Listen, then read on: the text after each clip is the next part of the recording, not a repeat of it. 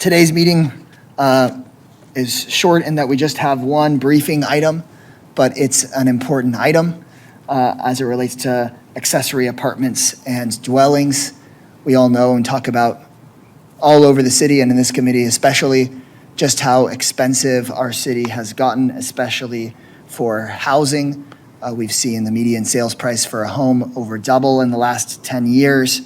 Before the pandemic, the median sales price was about $400,000, already way too high. But as of recently, that median sales price is now approaching $550,000, which is just far too expensive for most families to afford. It makes it hard for people to stay in the city and makes it nearly impossible for an everyday family to own a home. And so we know that more options and more access to accessory dwellings and smaller dwelling units can keep families together, create multi-generational housing, and can make us a more affordable city. So I appreciate that we're all coming together to discuss this. I appreciate the resolutions that have been put forward by multiple members here, most recently a resolution by Councilmember Tovo, and I'm glad that you're able to join us, Councilmember, along with, I think everybody here has worked hard on this issue. So we're going to have the staff provide a presentation about the status of some of the regulatory environment on accessory dwellings. I want us to be able to have that staff presentation sort of in whole and full before questions.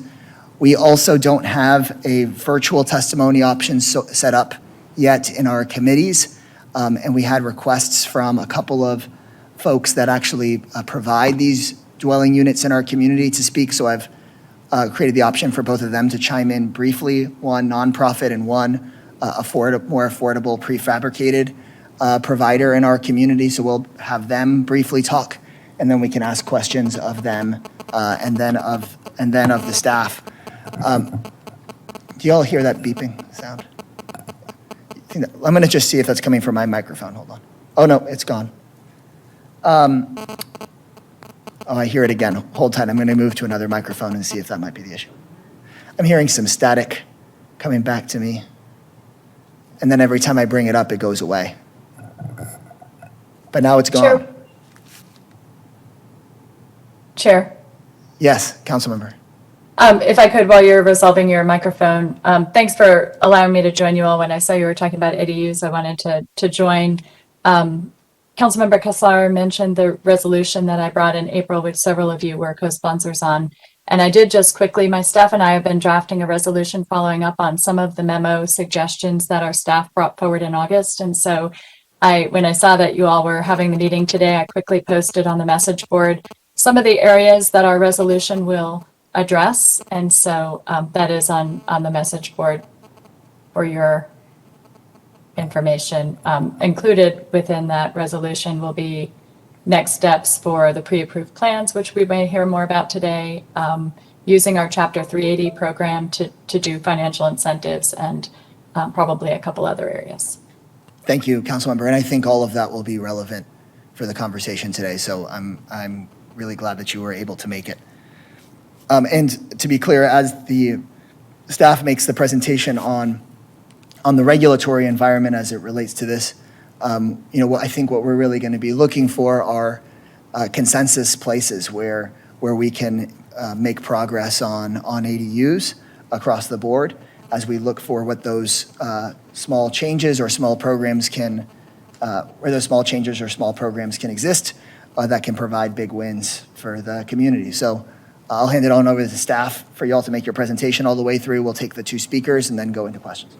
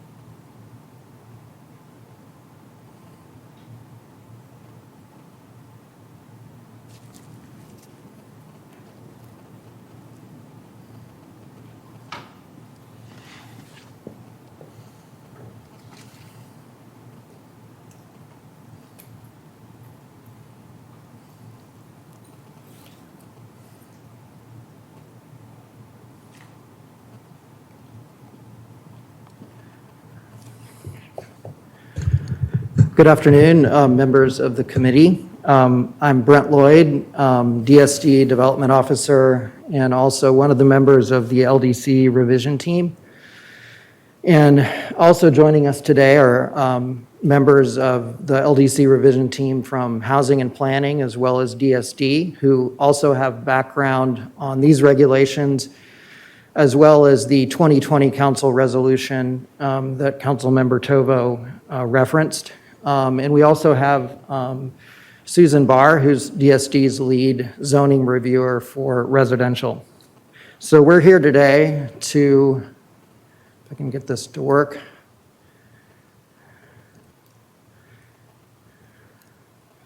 Excuse me, technical difficulties.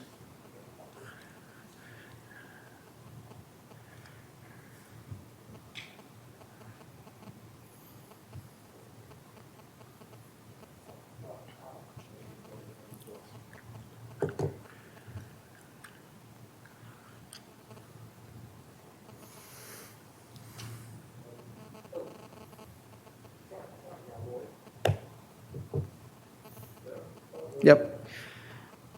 So we're here today mainly to just provide an overview of how current code treats various types of accessory residential structures.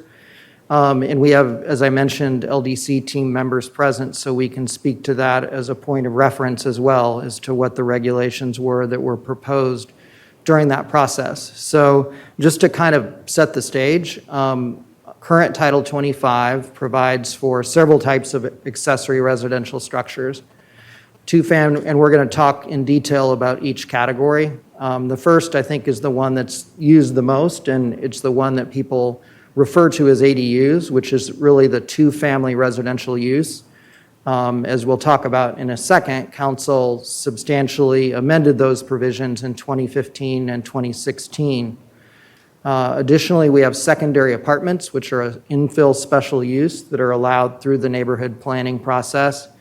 And then we have guest houses and on-site employee housing, which are allowed as part of the general accessory use residential standards. And finally, we have accessory apartments as well that are also folded into the general accessory residential use provisions. We're going to talk about, again, as I mentioned, just the high points of the LDC revision and how it treated accessory residential structures, and give an overview as well of the 2020 ADU resolution and staff's response to that.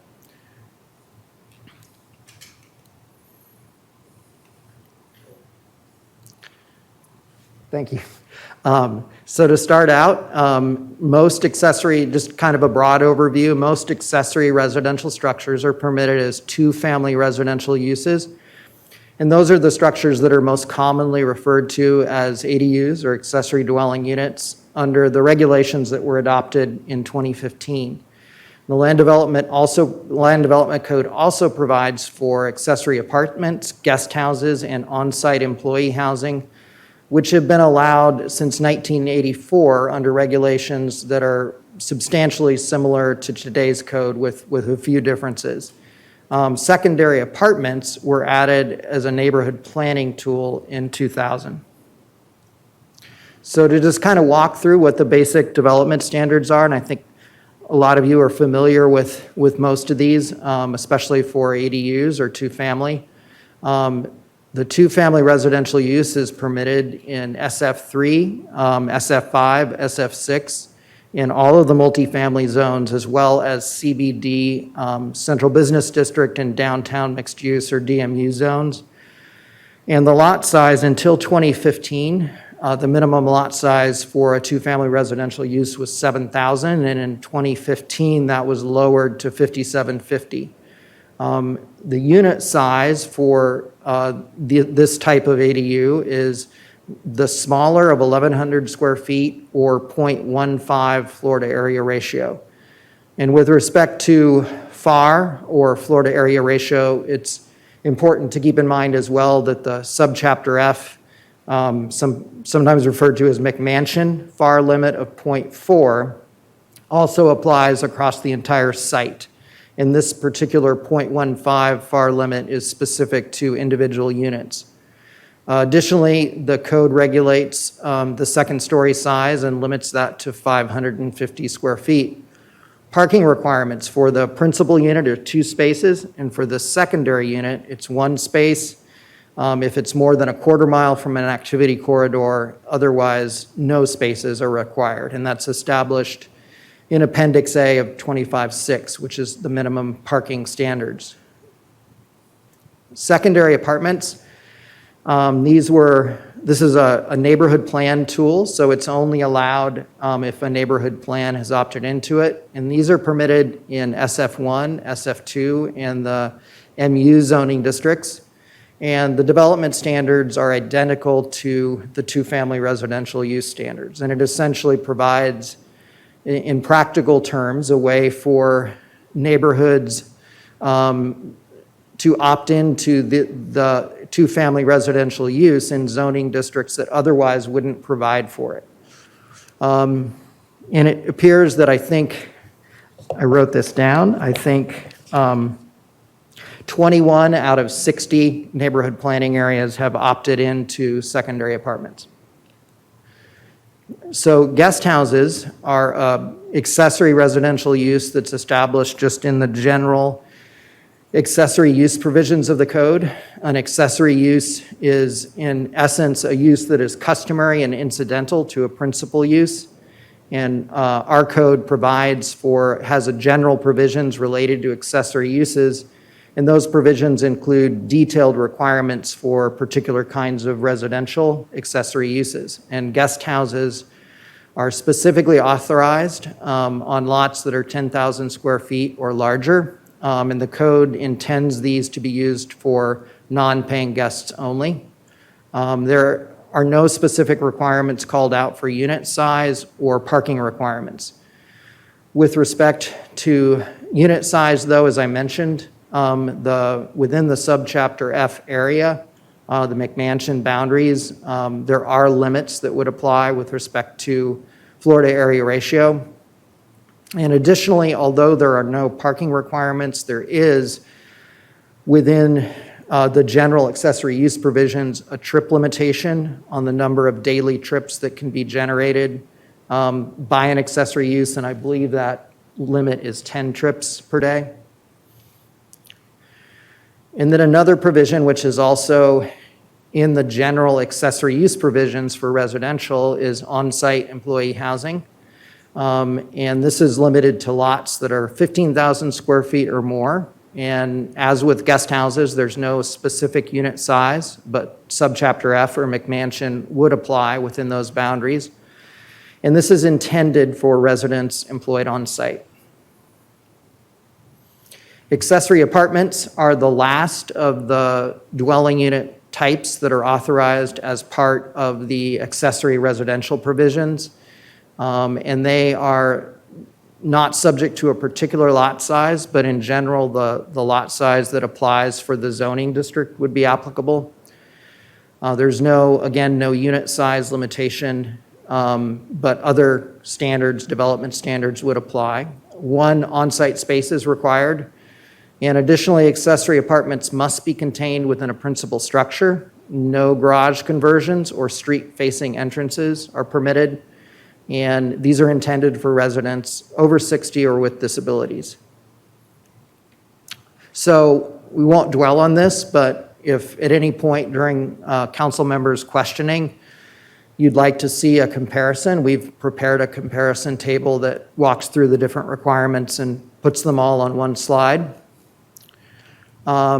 Just at a high level, to talk about the LDC revision and the requirements and changes that it made with respect to ADUs. So under the LDC revision, ADUs were permitted in every residential house scale zone, and it's a consolidated specialized accessory and secondary apartment uses were consolidated from current code into a single ADU use category. So rather than having sort of a patchwork of code provisions that all speak to different variations of an accessory residential unit, we, as part of the LDC revision and consistent with its goal of simplifying, there's a general consolidated provision that deals with ADUs in one place. The regulations were also streamlined, and so no additional parking was required. They were allowed anywhere on the property, subject to setbacks and other site development standards. And they were allowed to be external, detached, external attached, or internal. External detached, external attached, or internal. And the maximum size was 1,100 square feet. So in 2020, Council passed a resolution that directed staff to provide a recommendation really focused on programmatic issues and identifying barriers to entry for ADUs, and really just delving into the things that the city could potentially do to facilitate ADU construction, including potentially regulatory issues, but also more broadly, programmatic measures as well. So staff issued a report that responds to the council resolution, and some of the specific measures and findings in that report were that homeowners most at risk of displacement prefer alternative strategies other than ADUs to remain in place.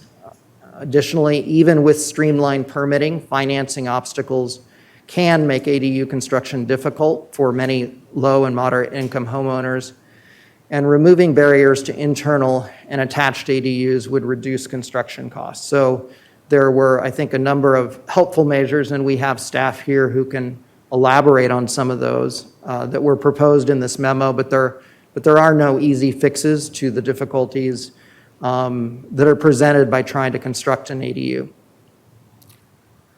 So those are the points we wanted to cover. I hope that was a helpful reintroduction to this topic, and I'm available for questions, and so are other team members that are here today as well. Thank you, Mr. Lloyd. Because we have our two invited speakers on, if it's okay with the committee, I would have them both present briefly.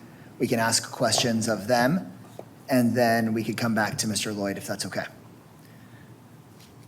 So I want to make sure we've moved them over, but our first, the people that we've brought in are Marla Torrado and Thomas Medina from the Alley Flat Initiative.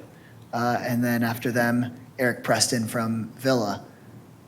So Marla and Thomas, why don't you guys go first? Tell us a little bit about what you've done, any thoughts you have on the presentation, and any words of wisdom for us as we try to work on this issue. Sure. So thank you for inviting us to talk about this. Good afternoon, everyone, council members. My name is Marla Torrado, and I am the Acting Executive Director at Community Power Workshop. We are a local nonprofit with a mission to connect and amplify the voices of systemically underinvested communities to create powerful places. And our organization has been operating the Alley Flat Initiative over the last 15 years. And so this initiative is a collaboration between our organization, the University of Texas Center for Sustainable Development, and the Guadalupe Neighborhood Development Corporation.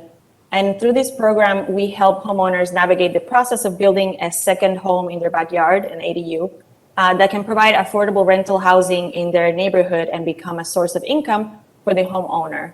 Our organization has historically provided architectural services and helped homeowners access affordable housing incentives to make development less costly. After a unit is built through our program, it has at least 5 years of affordable rent through affordable housing development incentives that's provided through the city of Austin, known as Smart Housing. So we have seen firsthand that ADU development enables homeowners to build wealth and increase their household stability, while also providing new affordable family-friendly rental housing throughout the city. To date, we have built 18 alley flats, but what this number does not reflect is the amount of interested homeowners that we have talked to and discussed the potential of building an accessory dwelling unit in their property that end up not pursuing this opportunity because of current barriers. So I want to briefly speak to 3 main points based on our experience. So we believe that there needs to be more flexibility and options to build ADUs or secondary apartments throughout the city especially since housing costs are increasing everywhere. It's not just the core. So this can mean allowing ADUs to be built by right in any lot that qualifies for it, especially in terms of the size. Second, having more regulatory flexibility could mean that lower income families have more options for building an ADU, depending on their needs and financing abilities. And lastly, an attached or internal ADU that we just heard a description about is also a great option for existing households, particularly those who are lower and moderate income for the reasons that were explained. It seems to be more of a cost-effective way of developing. So I will now let Thomas Medina, who is our design associate and manager of the Alifat initiative, give a few examples kind of on the ground of what he has heard from homeowners specifically. Yes, Thomas speaking. During my time with Community Part Workshop operating the Alifat initiative for the past 2 years, I've gone through the process of developing an ADU with the city, and I've spoken to many homeowners interested in building an ADU. So these are a few examples of the ways in which the development process and regulations have been a barrier for some folks.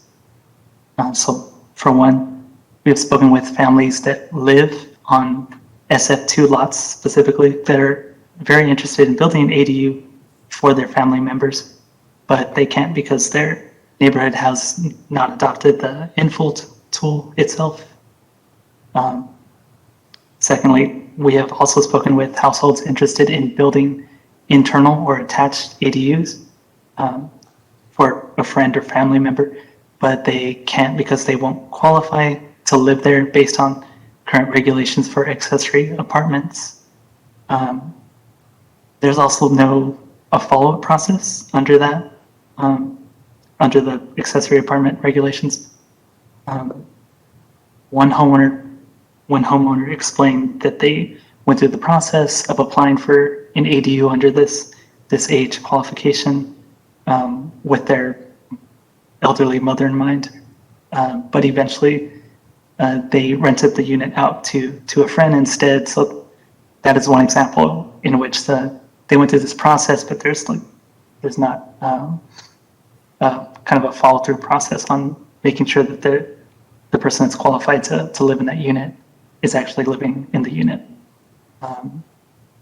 Thirdly, we've also talked to moderate income households who want to do an internal ADU through a garage conversion specifically, but they can't because of the current regulations. And we want to note here that this might be one of the more cost-effective ways for developing another unit on the same property.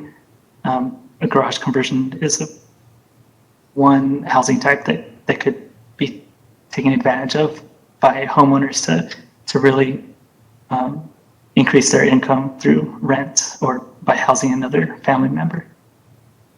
Fourthly, the existing conditions on the property may make it too difficult to design around, and the development regulations might be too inflexible to allow alternative design solutions. And so this can come up in a variety of ways, including slope and trees that exist on the property.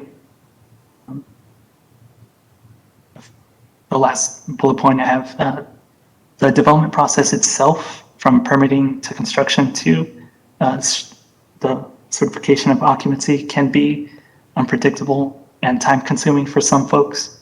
Many of the homeowners that I've spoken to have expressed that simply understanding what can be built on their property is a confusing process. One homeowner explained to me that a homeowner should be able to figure out what they can build. The system and resources that are currently available as they are now is not user-friendly. And then a few months ago, another homeowner called and explained that they went to the city's development services department and asked about the process to building an ADU, and they were told that they needed floor plans, and then they came to our organization and asked to purchase floor plans. So I think more communication about the overall development process is needed and could be provided by the city to homeowners that's a little more holistic about the process of what it means to go to an architect and kind of contract services for plans, and then find a contractor to do the work, and what that might entail as a big picture for building something like this. So in closing, we know that we've seen these barriers that come up in other parts of the country where ADUs are seen as a valuable housing type. So we're not alone in these challenges, but we still must do something to overcome these in order for ADUs to be a better benefit for homeowners, we believe. And it's also important to point out that some, if not all, of these barriers that we have now in place restrict the use and benefits of ADUs to mostly higher income households. So if we really want to make ADUs a more equitable option that can truly benefit the community at large, regulations need to change, and it's all about being able to provide options for homeowners. So thank you. Thank you, Ms. Dorado. And to wrap up our presentations, and then we'll definitely have questions, we have Mr. Preston here from Villa Homes, and welcome. And I've asked Mr. Preston if he could focus in particularly on sort of what the costs are looking like out there and what it would take to get this more to scale. So thank you for joining us. Thank you, council members, for having me. Honored to be here. I'm representing Villa Homes. We are a turnkey provider of ADU development for homeowners. We started in California with the goal of directly impacting the housing crisis by building more housing. And we've expanded to Austin over the last several months. Very excited to be there. We really just do one thing, and we try to do it as simply and conveniently as possible for customers, and that's build prefabricated, detached ADUs, and to do so in a very simple, convenient, turnkey fashion. Our mission is really to help homeowners build ADUs as simply and conveniently as possible, while also making it accessible, approachable, and by driving the cost down as low as possible for homeowners to be able to build ADUs. I wanted to sort of mostly just make 2 points. The first is that we spoke with 331 very interested Austin homeowners just last month who were interested in building an ADU, either for rental housing or bringing family closer to home, making a multi-generational household. And about 50% of the interested homeowners that we spoke with were effectively immediately disqualified from being able to build based on their zoning. They were in either an SF1 or SF2, didn't feel comfortable or as familiar with the guest house provisions, and just sort of immediately were disinterested just because of their base zone and unable to build an ADU. The second point I wanted to make is that over the last year, really 12 to 18 months, there has been a pretty significant proliferation of new financing types, both with folks like Fannie Mae in the conventional financing realm, as well as alternative financing types like home equity co-investment. And when those alternative financing types are taken into combination with prefabricated building technologies, which can really help drive the cost of ADU construction down significantly for detached structures, you really do start to open up the opportunity for ADU construction to much more moderate and lower income homeowners, which is a great way to build wealth, and add much needed housing to the community. Pretty much all I had on those main 2 points, although very happy to take questions as it relates to the economics of either renting ADUs or construction. Thank you. I think it might be actually really useful if you laid out to us, as you've sent over to me, if somebody has, as so many people have, bought their house for $150,000 not long ago, now it's worth $500,000. When that person comes to you, if they're actually able to do this, I think just laying out for us the economics of how it could potentially work, I think is useful if you have numbers. Sure. Happy to give a couple different sort of financial points. The first is cost of construction. Obviously, this can vary pretty dramatically depending on things like your site conditions, the type of foundation that's needed, the utilities needed, or what's required by the city in terms of utility connections. The other point worth making is that I actually thought Thomas had a great point about garage conversions. Those can be a great way to drive costs down as well if the homeowner is able to reuse like a foundation or walls. But what we focus on is ground up new construction, new development for detached ADUs only. And if you're looking into stick building a detached ADU, not only is the cost very opaque and uncontrollable and it can run away from you halfway through a construction project, but it tends to be much higher. I don't know anyone that wants to build a Toyota Corolla in their driveway with spare parts and a team of people over 18 months. It just becomes a very inefficient and not cost-effective process.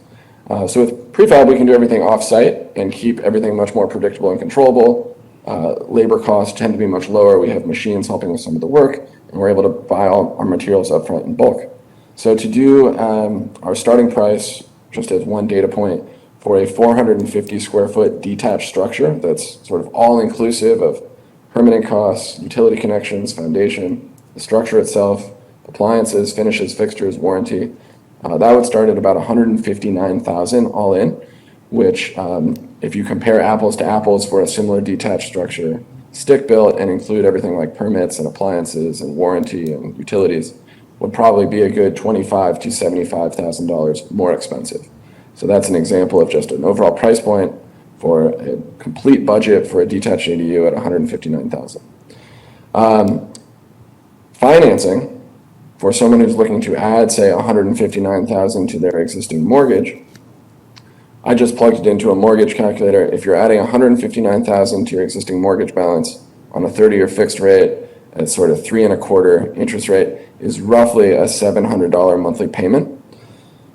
So for only $700 additional dollars per month, you could easily find a lot of very cash flow positive ADUs if you're in an area where the rental income that you'd be able to accrue from that ADU would exceed $700 for a 1 or 2 bedroom, which would apply in this day and age in many, many parts of Austin.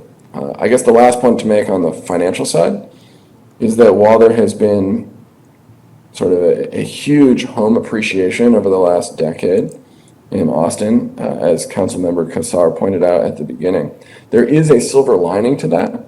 When you have massive home appreciation, what it means is that existing homeowners of any income level now have a lot more equity in their homes. And actually, even more so than income, available equity to borrow against has really been the biggest limiting factor in ADU finance. Getting those loan to value ratios up by having more available equity that you can borrow against is probably the single biggest barrier. So when you've had massive appreciation, what you've actually done is increased your available equity to either borrow against or use alternative home equity co-investment financing against. And that it can actually open up ADU development to moderate to lower income people that happen to own property that's now appreciated much more so than you would anticipate. Thank you for that. Members of the committee, are there any questions for Ms. Dorado or Mr. Medina or Mr. Preston? And then after that, we can get back to Mr. Lloyd. Vice Chair Renteria, then Councilmember Ellis, then Councilmember Kitchen.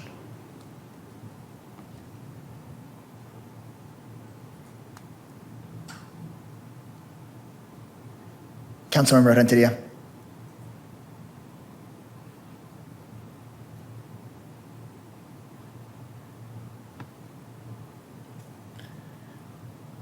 I think we might be having trouble hearing you, so I'm going to kick it over to Councilmember Ellis. Yeah, no, oh, no, there you are. You're good. Go for it. As someone who has gone through the process of building a ADU on my lot, one of the first in my district here in my neighborhood, our contact team was one of the first that adopted the ADU. And going through the process, my big concern is that people that already own their house has to pay all that upfront fees to connect to Austin Utility. Once we added up the number, it was going to be somewhere close to $25,000 to $28,000 just to attach your utility to the Austin service. So that's a big concern. I fought that, and luckily we had people that were on the staff in the city that worked with us and were allowed to just use the existing meters that we had. You know, and that's really concerning for me because my gas meter didn't cost a dime. You know, I got a brand new gas meter and they just wanted my service. So I didn't pay anything, but this was just for water, electric services, and it's just outrageous. And I'm wondering, have you had any experience going through the permitting process here recently? This was almost in 2005 when I went through it. So it's been a while. I'm just wondering if any of y'all that have gone through that process or have talked to people that have gone through that process, how expensive is it? What anybody can tell me out there that knows if it's still higher or did it go down Yeah. lower? That was the big concern of mine. I'm happy to chime in briefly, although I think the other guests may have better empirical data than I do. We're pretty new to Austin, so we haven't completed any projects or been all the way through a permitting process yet. But I did spend several weeks sort of camped out at the Development Services office. And one of the things that was very surprising to me was that Austin Water, if you build an ADU, will require a new service to the street. And that is very expensive. And these utility costs will definitely add up, certainly into the tens of thousands of dollars range, which is a pretty big unexpected increase to the budget for a lot of homeowners. And what I would say, just comparing to California, where we have completed 50 plus projects, is that to be required to add a new water service to the street and oftentimes update and upgrade the city's infrastructure is very unnecessary to add an ADU when you could simply just connect to the primary home's water and do so much more cost effectively. Thank you. Yeah, I still think it's pretty expensive. I don't know because it's been a while since I've talked to someone that's gone through the process, but I'll be very interested to hear from our staff to see if the costs have gone down any. I know that we were very concerned when we were discussing ADUs earlier during my terms that the cost itself of adding that much to building a ADU was very restrictive to especially our low-income people because they just couldn't afford to come up with that added value, that added money that he had to come up to get the permitting, just the permitting part of it. And just to add to that, the homeowners I did speak to did mention that added utilities and utility costs, that has been a barrier for them as they move forward and consider developing another unit. And a simple communication might also help in terms of helping homeowners understand their options in that. In some cases, I believe it depends on their existing utility hookup. If it can have the capacity to hold another unit, then that's an option. But in some cases, that's not an option. And so for the homeowner to know that ahead of time is a great Yeah, great I thing. would add that the majority of folks that we've worked with, it works out so that the water, the size of the water, it's big enough that it would be able to hold whatever new bathrooms they're adding to the new ADU. So that's not, it doesn't increase the cost as much as it would be if you need to increase the tap size so that it can serve the back house, which I agree with you. It is about, it can add $20,000 to $30,000, which is definitely a no-go for a lot of people. But if it does allow the size of the current structure to be able to use that and then just extend it to the back house, that's an option. That's my understanding. I would love to hear from the staff if that has changed. Okay, so you have experience where you could have used your existing utility if there's capacity. Yes. Okay, well, that's good to hear. Thank you. Thank you, Councilman Morales. Thank you, Chair Kassar. That was a really good question, Councilmember Renteria, because I was thinking the same thing. You know, what about the utilities and what does that mean in this conversation? It reminds me of when I recently got a tour of the Community First Village. So when the city manager unveiled his budget, we were fortunate to be able to go on a tour of the Community First Village. I believe all of that is outside the city limits, which is just baffling to me that in order to provide housing for folks who need it, sometimes people have to turn outside the city limits to make that happen. But this conversation about the prefabbed houses is really interesting to me because my last apartment was 423 square feet. And I don't see a lot of housing stock like that as an option. It was affordable to me in a time that, you know, when I was looking at where to move a decade ago. And, you know, the cost did just keep going up and up and up each year. And so even when you do find housing stock that is that size and starts out affordable, it's not always going to stay that way if we can't figure out ways to accommodate more creative types of housing and things of that nature. So I just found that to be very interesting as we're talking about trying to accommodate that size structure in more places in town. I think that's a conversation that we should certainly be looking at, and I'm really appreciative that y'all are out there doing work exactly like this to try to make it simpler for folks to understand our current rules and to try to assist them into putting something like this in place. So thanks for being here today. Thank you, Councilor Amelis. And I'm sure they were charging you more than $700 a month. And so that is, sorry, you can confirm that if you want. But it's just really, is really great information to see that you're able to drive those costs that low if we aren't adding too many new costs. Councilmember Kitchen. Let's say I have two questions, and one is about finance, and I know that that's one of the areas that Councilmember Tova was paying attention to in her previous resolution. But my question is specific to the assistance that that Community Powered Workshop provides, and I'm just wondering if you all. I imagine you do, but I just wanted to ask if you all provide assistance for homeowners in financing.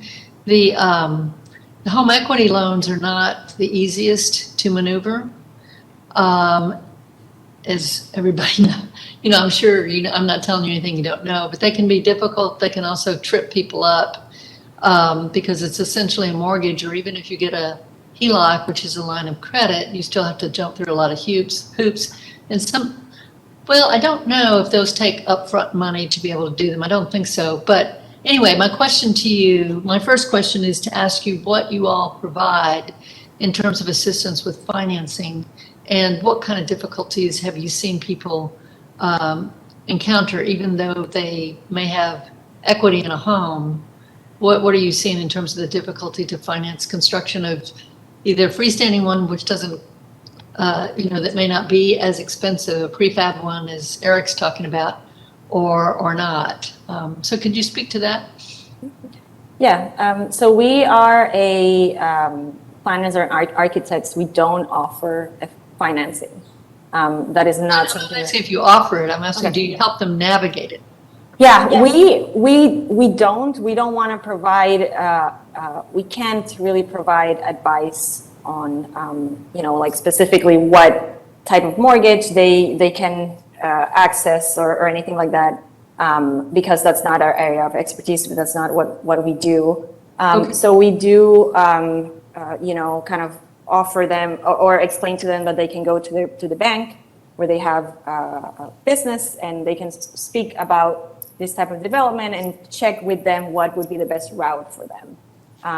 And so Thomas, I don't know if you have more specific in terms of some of the barriers that you've encountered in terms of financing. Yeah, so we do inform them very basically about their options and what homeowners have done before, and they have gone through those options, as you mentioned, the HELOC and home equity line of credit. And maybe the biggest barrier is a little larger than life here, but basically the main problem is that rental income or income that you want to have in the future coming from a rental unit that you will eventually build, that rental income, you cannot use that as a qualification to apply for a loan. And that's maybe one of the biggest issues, is that a homeowner by themselves cannot do that. And we've kind of explored that idea with lenders before, with community development financial institutions. So it's a larger kind of issue. Thank you for speaking to that. I'll leave any further questions to Councilmember Tovo. I know that was part of the resolution that she was asking for exploration of eligible funding sources. I think that's a key issue, and it's really can be difficult, even though people have this equity in their home, being able to access it can require upfront dollars and also can be difficult to get. So my second question and last question is, I wanted to explore a little bit more the garage conversion, and was wondering if you could drill down, or perhaps our staff could drill down, and let me know exactly what kinds of barriers there are to doing an ADU with a garage conversion. And I don't know if our staff is still on. Maybe they're there in person, but I'd like to understand in more detail what the barriers are to doing garage conversions from a regulatory standpoint. Yeah, I'll have Mr. Lloyd speak to that. Okay.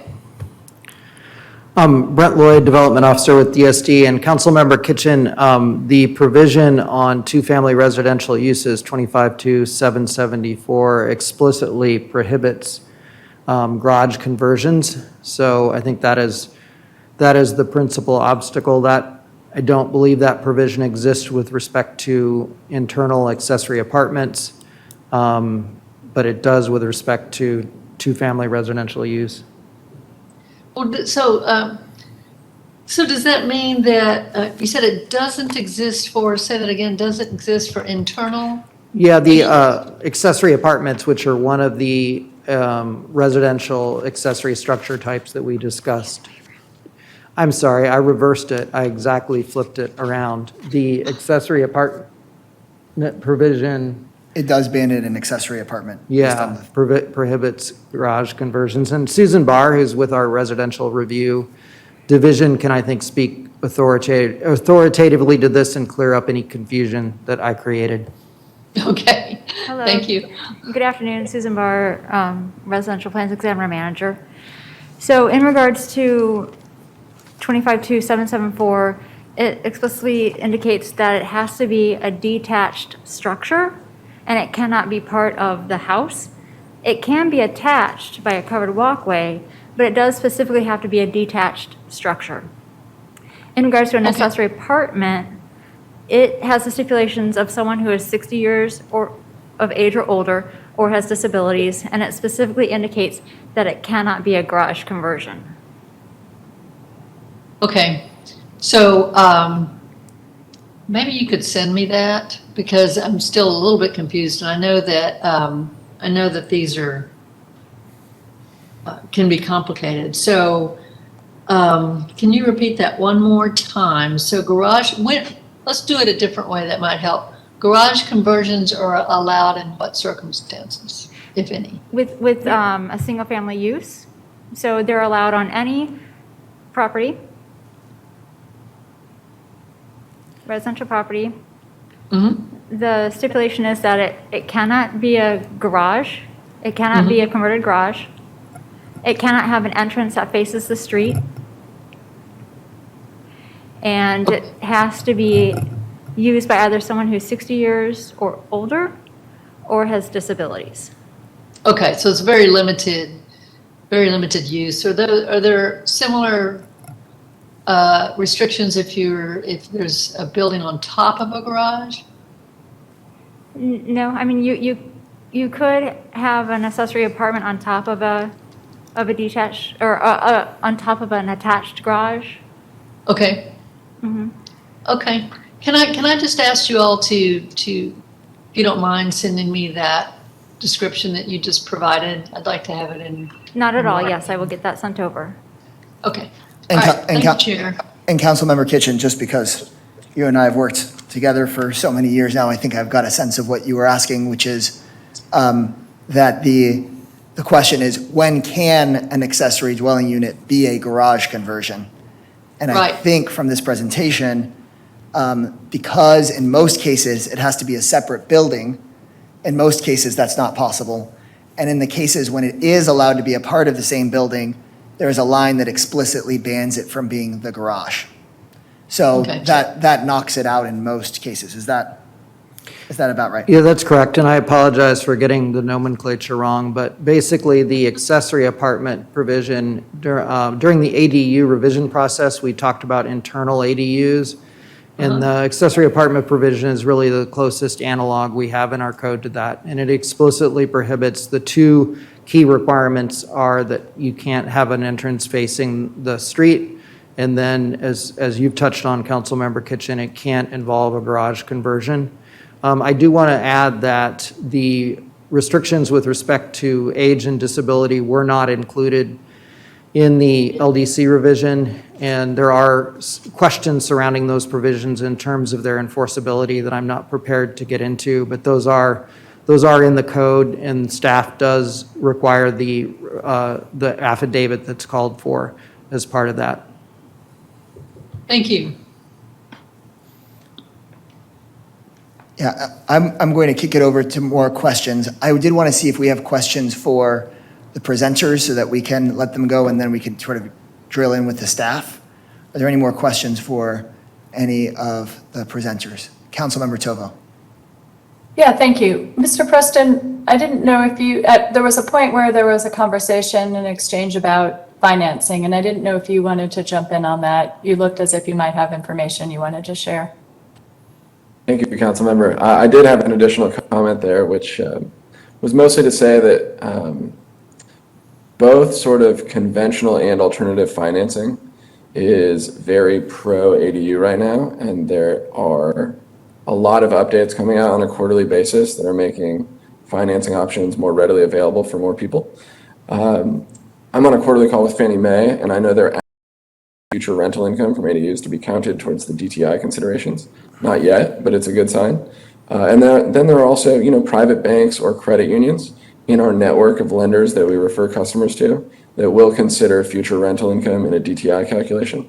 There are also non-debt solutions.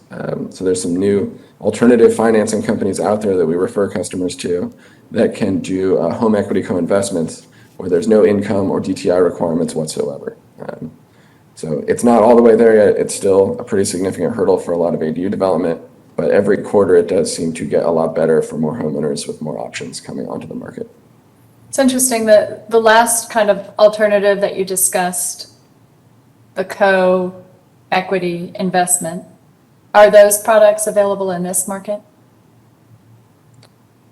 I believe so. I actually haven't looked into it too deeply yet, but these are companies like Point or Unison or Unlock that offer financing for renovation or development projects like ADUs that are non-debt. So there's no monthly payment, there's no interest rate. They don't even consider your income or credit score in any meaningful way. But they invest alongside you in the development of your home and share in the upside, just the same way a company could raise equity on the stock market as an alternative option for homeowners who maybe are having difficulty with the income requirements of a traditional loan. Thank you. And I'm sorry, I missed the name of your company when you were being introduced. My company is named Villa Homes, and we are a prefab, detached, turnkey provider of ADUs for homeowners in communities that badly need more housing. Villa Homes, and is it a for-profit company? Yes, we're a for-profit enterprise. And how long have you been in Austin? Just about a quarter. We launched in sort of July, August, in terms of our expansion from California to Austin. But very excited to help contribute directly to building more housing and solving the housing crisis. Okay, great. Thank you very much. Thank you, Councilmember. Thank you. Any last questions here for the presenters? Well, I appreciate, Councilmember Renteria, do you have something?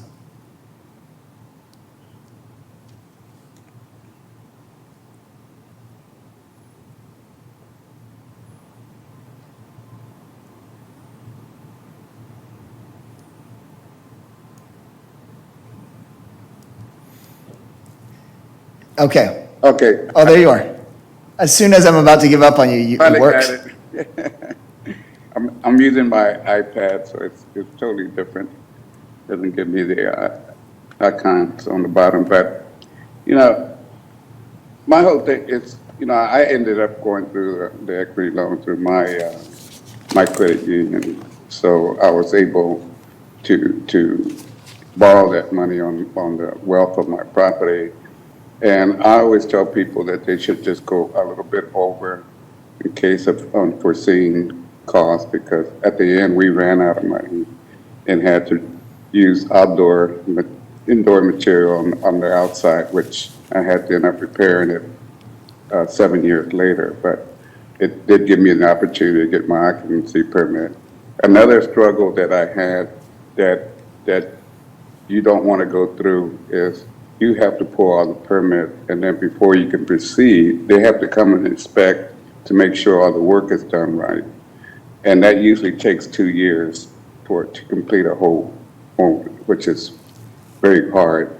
That's why a lot of people prefer to just go into get a contractor and pay them to go ahead and go through the whole process, which has saved you a lot of time and maybe sometimes money. But I'm very curious because I saw first time I ever seen an advertised, and I don't know if that's Villa Homes, but it says, we can build you a brand new house on your property, and if you give us control of building the house in the back and we rent it out. Is that sort of how y'all work it out when y'all work with property owners, or is there, how do they able to do that without any debt? I'm just curious. Well, Councilmember, if that was a question for me, that last model that you mentioned, I'm not entirely sure I followed it completely, but it's definitely not us. We are a service provider and practitioner on behalf of homeowners and clients. So we are building ADUs for customers. At the end, they own it completely and can use it for their family, multi-generational households, or they can rent it out at their discretion. We're not involved in sort of any subsequent ownership or rental income or debt or anything like that. You also had a comment about the unpredictability of traditional site-built or stick-built construction. And I think that's a very common pain point for a lot of customers. You sign up for X price, and 6 months in, the price has jumped on you 20 or 30,000, and then another 6 months later, you get a delay in your project, and then your price jumps again. It's something that we certainly wouldn't wish upon any homeowner who's looking to build an ADU. And I think it's one of the sort of inherent benefits of prefabricated construction. Your whole process is much more controllable and predictable. You're in a climate-controlled environment. All of your materials are already there on site. You've got machines helping move the labor through, or the home through, with very specialized labor with machine-like precision. So reducing delays, reducing cost overruns, very much core to our ethos as a business. Well, thank you for that, because I'm very curious, because I really, I've had people come to ask me how I was able to do mine. And I did reveal my frustration. And I always joke with the guys saying, oh, how many times do you want to go through a divorce process, And it's so frustrating because I always tell people, well, we almost got divorced 3 times. It's the frustration that dealing with the city's code, it just, it's so frustrating. And it just, you wonder why you ever bother going through the process. So it's really exciting to hear that there's other alternative ways, especially the prefab, and I've seen some of these prefabs are getting put together here just recently, and it's I think it just might be the solution of not having to go through that process. So how do you deal with the zoning and the code inspectors? Do they have to come in there and inspect every little piece that you put in there? So there's sort of 2 parts to permitting and inspections. Just to oversimplify, you've got your use, or your sort of planning department, zoning, and then you've got your building inspections. The planning department, I agree, is a complicated process, and the way we solve that for customers is largely just by abstracting it away from them so they don't have to deal with it. I would imagine my sort of co-guests here have a similar process where they just apply manpower and expertise to manage that complicated process of permitting and the planning department on behalf of the customer so that the customer doesn't have to deal with all of the complications as a result. The building department is a different matter. And we take a unique approach to prefabrication in that we're building manufactured homes to HUD code. So they're actually stamped at the factory and approved from sort of a building department perspective in advance, and therefore can sort of expedite through or bypass a lot of the cumbersome either local, city, or county building inspections and building permitting process because it's already been approved in advance at the factory on a federal level. Well, that's There's really good nuance to know. that, but generally we've tried to create an efficient and expedited process that's very turnkey and convenient for customers. And I would imagine my co-panelists have a similar sort of process as well for their customers. Well, thank you Yes, for that we do. information. That's very valuable. Well, thank you so much to our panel. Councilmember Ellis. Sorry to jump back in again. That's okay. I had a question, this might be for Thomas. I wanted to know if you could speak to, like, are there pre-approved plans or things that can be shared that may make sense for different properties so that people aren't having to start from scratch each time? I know there have been some sites that I've seen in the past, and I don't know the names of them, but it was basically for people who wanted to build a home, and you could search this catalog of floor plans and either use those as your floor plan or use that as a starting point. Is that a service that you're offering, or do you know if those are available anywhere? So we have, as a program, we've created designs to help streamline our own process in speaking to homeowners and providing our services as an architect. That being said, we still need to actually be on site and create a design that's specific to each property. And that's a pretty inherent process for each development, as I understand it. And we have worked with the city on the aforementioned resolution before, on the 2020 resolution. And I believe we work with the city of Austin staff to understand if design plans as a product that can be offered to homeowners, if that's something that can exist. And as we understand it, I believe the city of Austin kind of talked to their legal department, and they came to the conclusion that perhaps the liability of having design plans that the city owns or is able to say that these plans are safe and anybody can use them, that's maybe something that the city doesn't want to do in a legal way.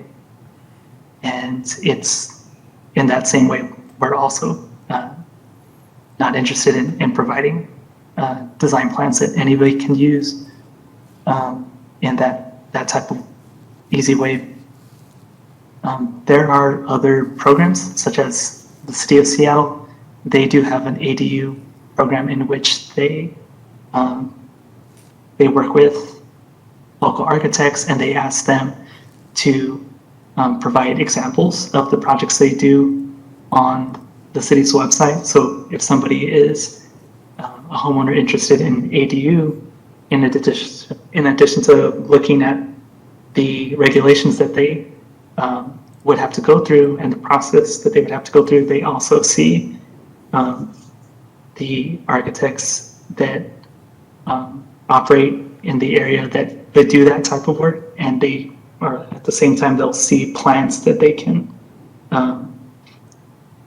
contact the architect for and purchase, or work with that architect, or purchase the plans outright and take them on their own as a designer. But Seattle does have a slightly different development process.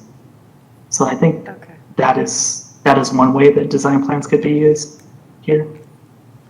That makes sense to me. So it sounds like you as architects may be able to just use components that work for you internally, but a non-architect person would still need to hire someone like you or in other way get architectural services to be able to do that.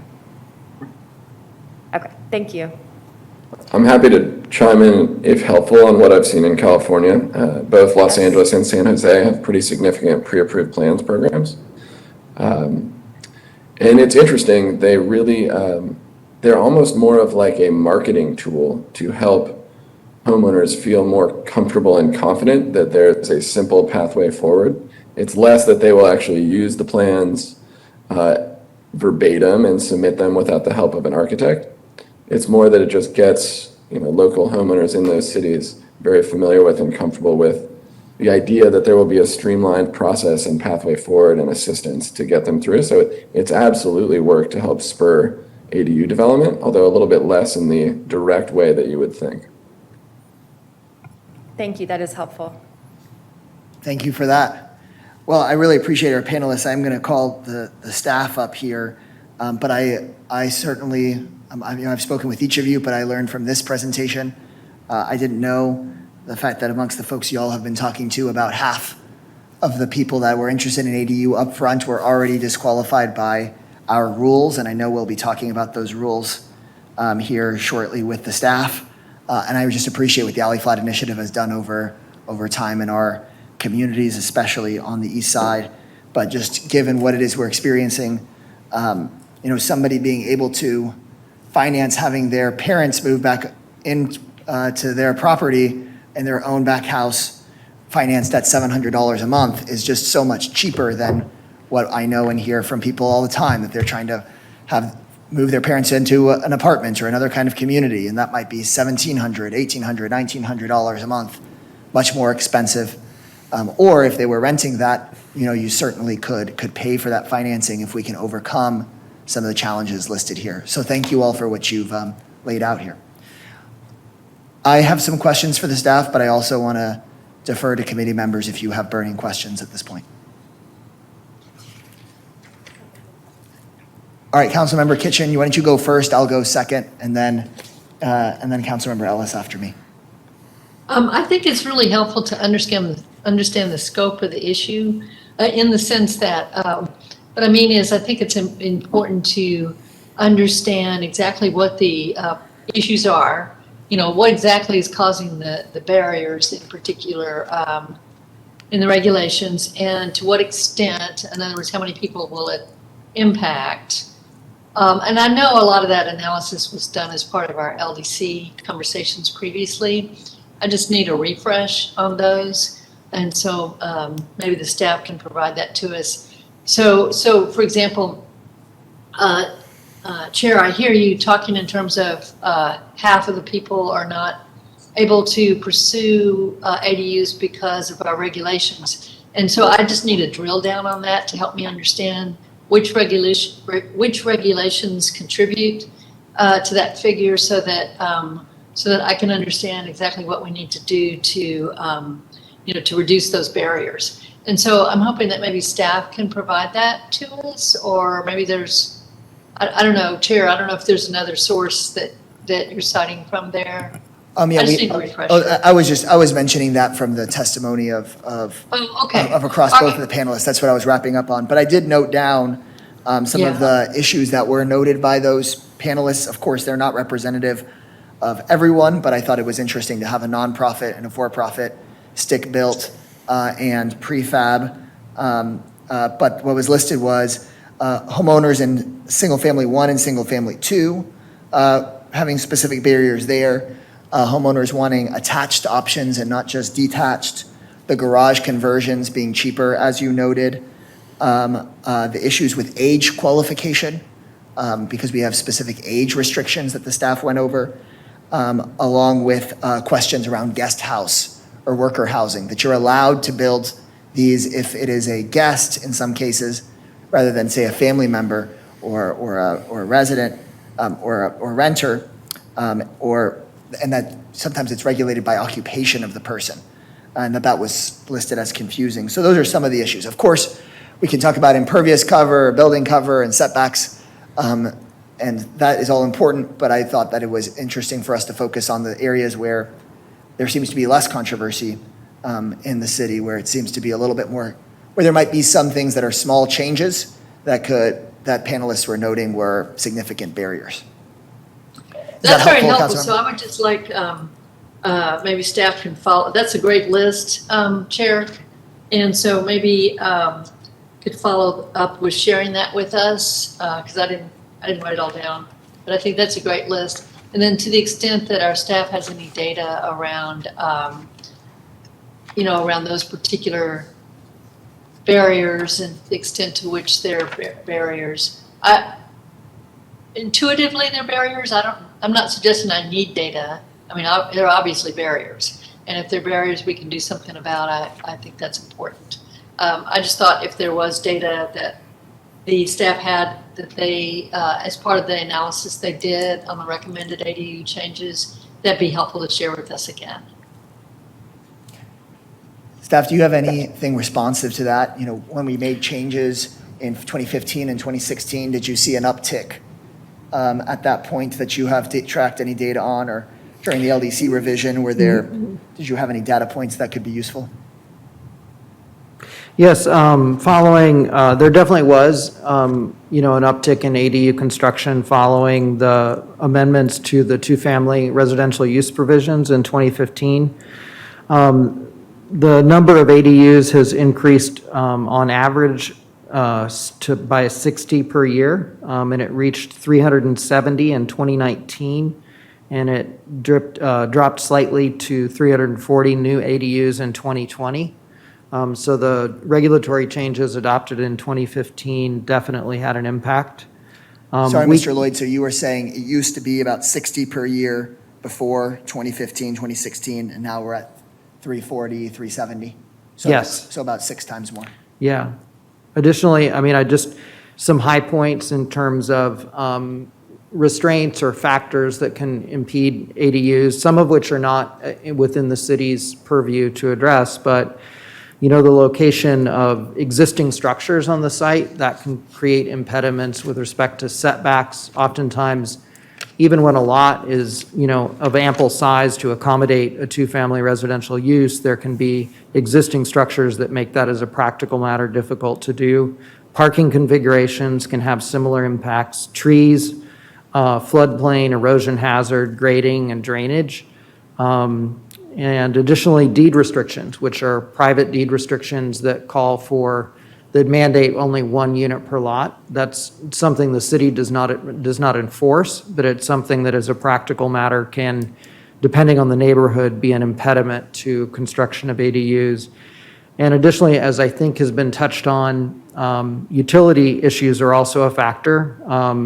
Depending on, and Austin Water has provided fairly clear guidance as to how they implement utility meter requirements, but it can be, utility meters can be required to be increased in size. New meters can be required to be added.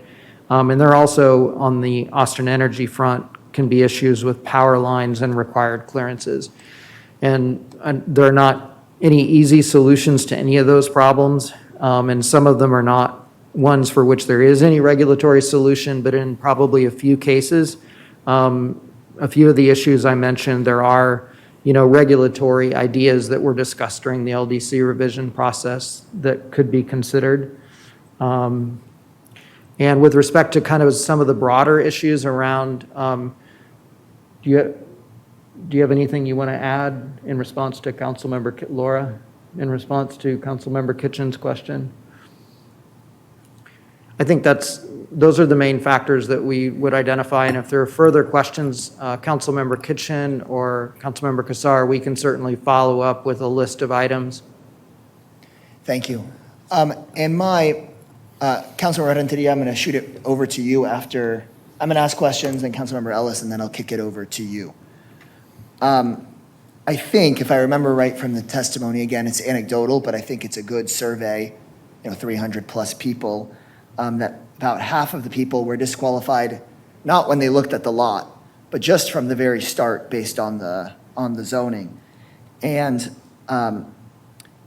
And when I look at SF2 and SF1, and even in SF3, across all of those categories, you're almost always allowed to add something, but it is pretty restricted based on age or tenant status or the job, the occupation that the person living there is allowed to have.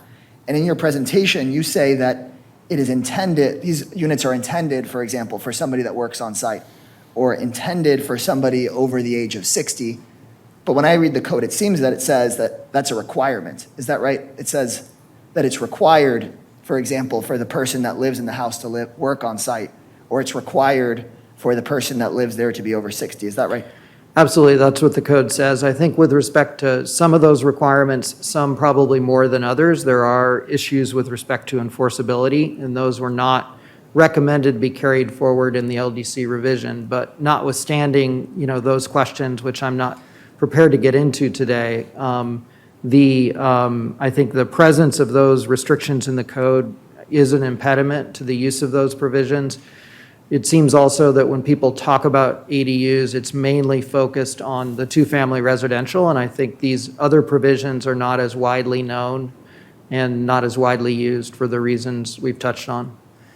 But, just to give folks a sense, because I think we're all trying to work together on how to add more housing in the city, how to make this easier to do, but also, find consensus.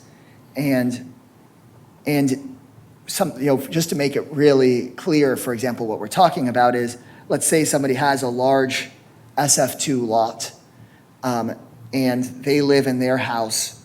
They could add currently today, as long as it fits and deed restrictions, all of that, but they could, under our code, add today a secondary unit attached to their house. But my understanding under the code is, if they were moving, say, their parents who are over 60 in, they would be allowed to do that, right? That's correct. But then let's say their next door neighbor who had house built in the same subdivision, same big lot, SF2, let's say next door, they say, oh, I want to build the same thing. But let's say in that case, it is the grandparents that live in the house. And just like with so many people my age that I know during the pandemic, they want to have their kids move in or their grandkids move in, or probably even their kids with their grandkid move in, and they're under the age of 60. They would not be allowed to build the exact same attachment to their house with a B unit as their next door neighbors, because it has to be the moving in the people that are over 60. It couldn't be the parents having their kids and their grandkids move in. Is that right? That's what the code states, correct. Right. So you couldn't build the exact same thing. Really what we're regulating is the age of the people that are allowed to live in the units. Yes, Councilmember Kassar, those provisions are in the code. Definitely enforceability questions have been raised legitimately. They were not proposed for carrying forward in the LDC revision. But as I mentioned, it's our understanding that, those restrictions, having those restrictions in the code does discourage people from exploring those possibilities. Right. And again, we're not talking about, doing a whole LDC revision here. That would be a totally different meeting that would involve all of our colleagues, but just generally, as we're looking for within our current code where we might make improvements, we might say it might make sense for us to be able to have intergenerational housing and let people have their parents move in or let parents have their kids move in, and for us to not look at age, but more just at making this as family-friendly and inclusive as possible. So that's one issue that I would just raise here for the group, is for us to take a look at those provisions, because it wouldn't change the number of buildings that can get built or the shape or size of those buildings.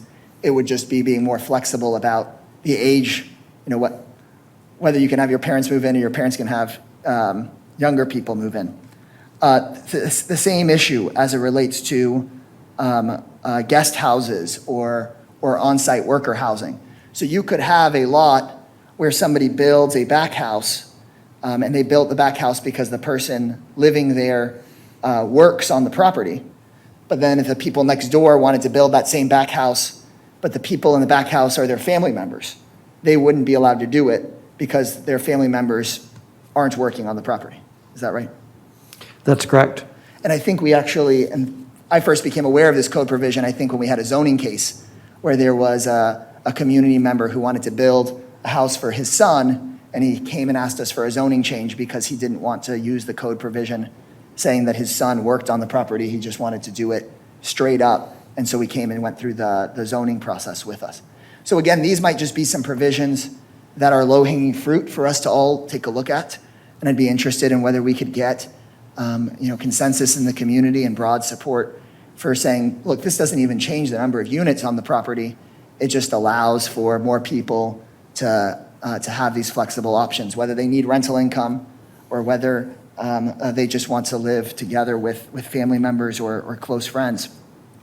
The same thing with guest houses, right? I'm not going to make you go through the whole thing, but somebody could build a second unit behind their house in SF2 or say SF3. Their neighbors could look at it and want to do the same thing, but if they want to rent it out for income because they can't afford to have guests, they're just trying to stay in their neighborhood, that they may have trouble with the city on that front. So that's something for us to all take a look at, because that might be a way we can help more people stay in their community. And that would address the ability for people to have attached units, just to have attached units with somebody living at any age. It could address the issues in SF1 and SF2 for people to be able to have back houses, regardless of whether the person back there works for them or works for somebody else, or is actually their non-working family member who just needs a place to stay. But I think that there are just really some low-hanging fruit that we should all take a look at, in addition to everything we talked about here today.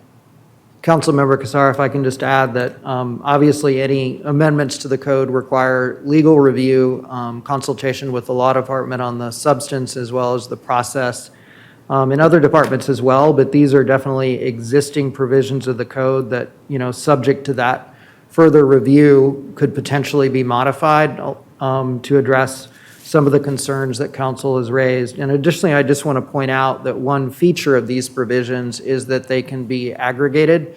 So, if all the stars align and the property is the right size and setbacks and impervious cover line up, in theory, and this has happened on rare occasion, you could have the structure referred to as the guest house, the on-site worker housing, accessory apartments, those all can be aggregated. So you're not limited to just one of those.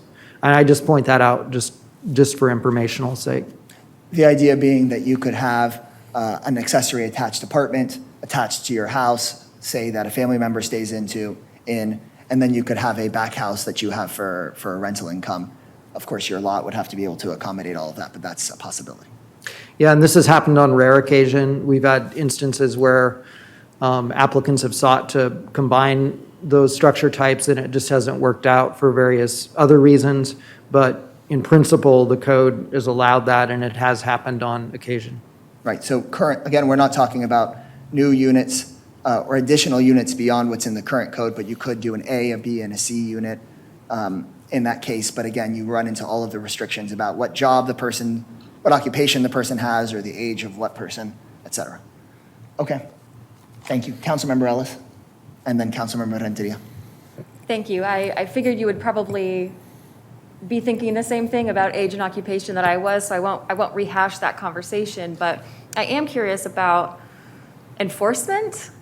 Is this the type of thing, say you're in compliance and you have an aging parent that is living in a unit on your property, and then maybe they move into assisted living, and you have a college student that may want that independence. Are people expected to deny a college student that housing, or are their neighbors calling code? How does this work in real life? Councilmember Ellis, I think your questions are all really, really good ones, and ones that everybody should be asking. It's my understanding, from having spoken briefly with our code compliance department, that they're not aware of instances where these provisions, at least in recent memory, have been enforced. And I think, again, some of them more than others would definitely raise concerns.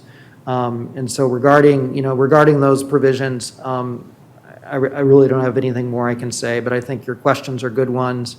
And obviously, should council want to consider changing these provisions, those would be obvious things to focus on more closely. Okay, I appreciate that. I had never really had to think about it in that way before, but it did seem like it would be difficult to enforce something like that, where it is based on your occupation, your relationship status to the homeowner, and your age. It just seems like that's probably not something we should be doing right now, in my opinion. Thank you. Thank you, Councilmember. Councilmember Renteria. Thank you, Chair, and I remember that case because I think we stayed 2 hours discussing that item with their neighbors fighting about that zoning that he was zoned single family to, and he had over 15,000 square feet on his lot, and he couldn't build an additional house for his son on it. And so we had to spend that time granting the SF3 that he needed to get that secondary unit there. And my whole question was that, and just like what you asked, Chair, to our staff, you know, and it is the zoning that's causing a lot of that problem, you know, as one of the panel members said, over 50% dropped out because they were either living in an FF1 or SF2, which was just highly restrictive. You know, we went through that process. We fought very hard. The Austin Neighborhood Council came out and fought us to, and we compromised on opting in and opting out, or to have to opt in if you want single family 3 in your district, in your neighborhood, in your contact team area. And that's what we did.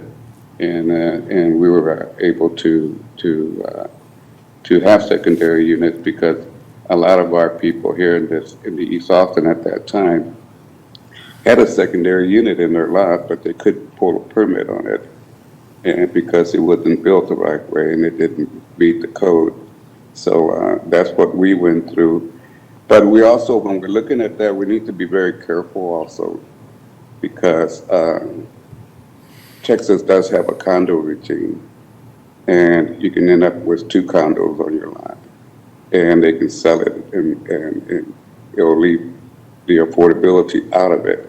So when we do look into this kind of change that we need, we also need to be very careful to say, hey, this is for rental, not for short-term rental. You know, and I know that that's 1A under short-term rental regulations, but if we really need to be careful to make sure that also that people that have the intention of building affordable housing there doesn't get to that point where it just becomes short-term rental. Thank you. Thank you, Councilmember. Any further questions for the staff? Councilmember Tovo. Just a quick question. Can I understand where the statistic of 50% came from? Was that something the staff had said, that 50% of the individuals who reached out about, because I thought what I was hearing from Brent was that those who were not able to go forward, it was really for a range of issues, including utility hookups and costs and other kinds of things. Is that? Councilmember Tovo, that was my that was me repeating something that I learned in the presentation from one of the presenters. So it was one of the presenters who said, just from a scan of this last month's worth of interest, there were about 330 homeowners interested that had contacted this one company, right, of many in the city. And that of those 330, half were, they didn't move forward because just straight up from their zoning requirements, not the particulars on their lot. So again, I don't think. And was he, okay, thanks. That was Villa Homes, I guess. And that was the number he offered. I think he had said they've just been here a couple months. That was the number he offered for the Austin area? Correct. Yeah, and again, I wasn't asserting, and I don't think that he did either. I was talking about things I learned in the presentation. I hadn't heard that number until today. I wasn't asserting, or was he, that you should take that scientifically for what is happening across the city. But I thought it was an interesting point of fact that, of course, from that other half, you're going to have further challenges with where there's sufficient space, making sure we meet all our environmental requirements, et cetera. But that there was potentially half of the people, as he stated, that would be disqualified from the beginning. And I think he listed things like the not wanting to deal with the guest house provision or other provisions like that. Yeah, he mentioned, right, he mentioned SF1 and they were in SF1 or SF2. I'm gonna have to look back at a map to see where that is, because that would be that's just a very high number given the prevalence of SF3 in most of our neighborhoods. So anyway, okay, thank you for that clarification. Oh, thank you for asking, I do Councilmember. think, and let me just say, I think having some consistency and standardization around having multiple different kinds of categories, I think is not useful. So having some standardization and eliminating the distinction among these different categories, I think makes good sense. Thank you for saying that. I concur that the size of the chart itself is daunting for us. That was presented at the end of the presentation. So again, members, I'm not proposing that we take any immediate action on this. I just had heard from multiple members of the committee that they'd want to talk about it over time. Councilmember Tovo had her resolution, the staff had thoughts. So I think that today is just a really useful moment for us to all talk about this. And I think that there is generally some consensus that there are low-hanging fruit we could all work on together. But we're not necessarily presenting exactly what that might be, but just wanted to start the conversation. And of course, it's useful that we have Councilmember Tovo's ideas posted on the message board for your upcoming resolution. Councilmember Tovo. Sorry, may I ask one more quick question? Do we Yeah, have of course. time? No, we sure do. Mr. Lloyd, can you talk about the garage issue for just a minute? That was kind of curious. Sure. It just basically, the provision of our code, of our current code that is called accessory apartments, it's 20211005, that is sort of an analog to internal ADUs that was talked about a lot in the LDC revision. That prohibits using a garage conversion to establish an accessory apartment. I'm trying to understand the rationale for it. Was it just, was any part of it based in a health and safety issue? I asked that because at one point, long ago, Councilmember Houston and I were driving around with the code department looking at, what is the term we ought to use? Non-regulated boarding homes, some of which had converted garages to be used for residences for patients who were staying in those unregulated boarding houses for people with health conditions. And I understood the concern there to be one about the structure of the garage and how it may not offer the kinds of safety provisions that other kinds of residential areas do.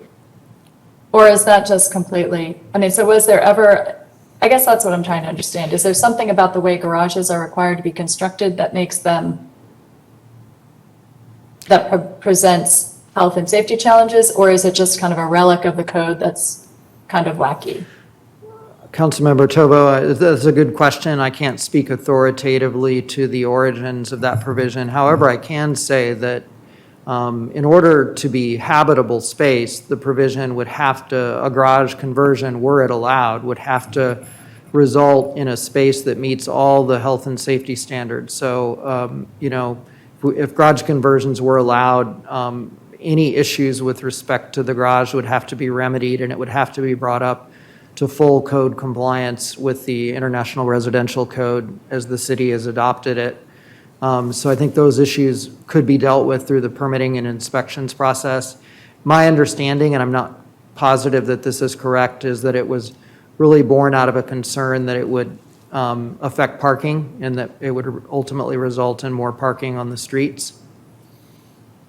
I see. Okay, well, that's really helpful to know. And as you said, it doesn't really matter, even if some of it had originated from a health and safety concern, that would have to be remedied to make it habitable space anyway. That's correct. Okay, thank you for that.